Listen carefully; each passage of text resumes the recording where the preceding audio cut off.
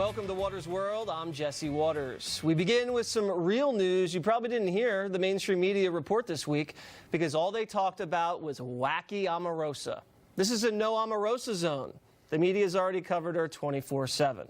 In fact, Tuesday's White House press briefing featured nearly 4 times as many questions about Omarosa than any other topics. 39 Omarosa questions compared to just 10 questions for everything else. So now some other news. Democrat Keith Ellison won the Minnesota primary Tuesday night for the state's attorney general. But what you haven't heard is that he's been accused of domestic abuse by his ex-girlfriend. He walked in. He said, "I need you to take the trash out."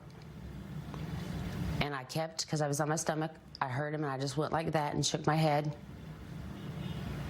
And he looked at me, goes, "Hey, you hear me?" And then he looked at me, he goes, "Get the out of my house." And he started trying to drag me off the bed. That's when I put my camera on to video him. Now, to be fair, the congressman denies this accusation. CNN barely covered the story at all the first 2 days after the news broke. But remember when abuse accusations emerged about former White House staffer Rob Porter a few months ago? The news network went wild, dedicating an hour and 40 minutes of programming to the allegations versus just 4 minutes and 21 seconds to the Ellison scandal.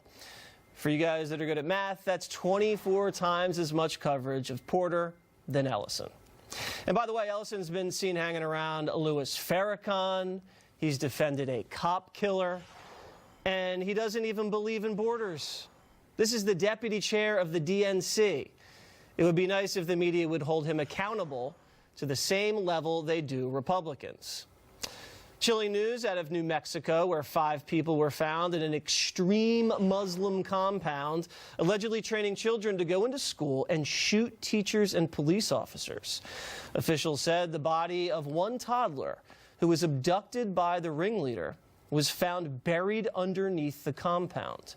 And 11 more children were being kept in filthy, dangerous conditions surrounded by loaded rifles and handguns. They were arrested and arraigned in court.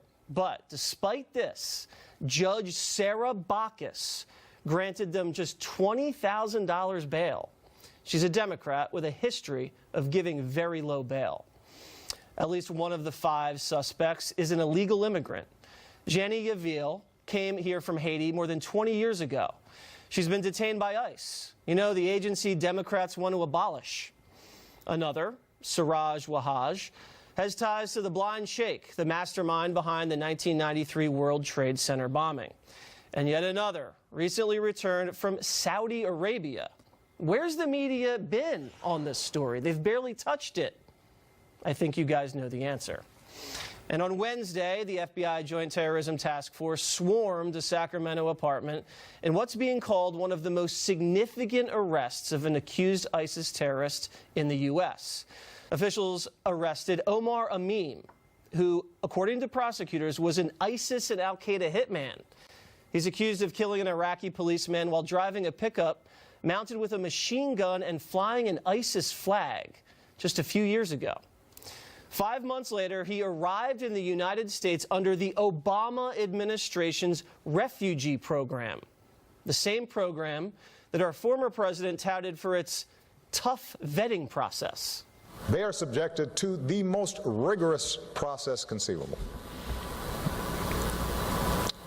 The intelligence community vets fully who they are. Biometrics are applied to determine whether they are in fact somebody who might threaten the United States. Officials say it is filled with vulnerabilities. That refugee application was replete with lies and misrepresentations. This is why President Trump supports the temporary travel ban and extreme vetting to protect America. Again, the media will not report this story fairly. Chelsea Clinton hitting the speech circuit last Saturday. She told a group of New Yorkers that abortion actually helps stimulate the economy. It is not a disconnected fact that American women entering the labor force from 1970 to 2009 added $3.5 trillion to our economy.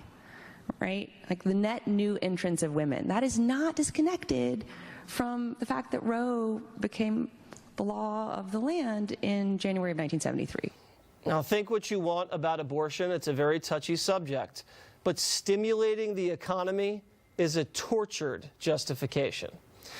And while all this crazy stuff's been happening, there was some very good news to report. The Senate confirmed 2 more appellate court judges, bringing the grand total of appellate court judges sworn in under Trump to 26, the highest number for a president's first 2 years in office ever. Youth unemployment rate has dipped to its lowest rate in 52 years. And the U.S. is on its way to signing a new and improved NAFTA agreement with Mexico. And the long-awaited border wall construction is progressing. More than 11 miles of the wall have been built as of August 8th. And that is your real news of the week. President Trump this week revoked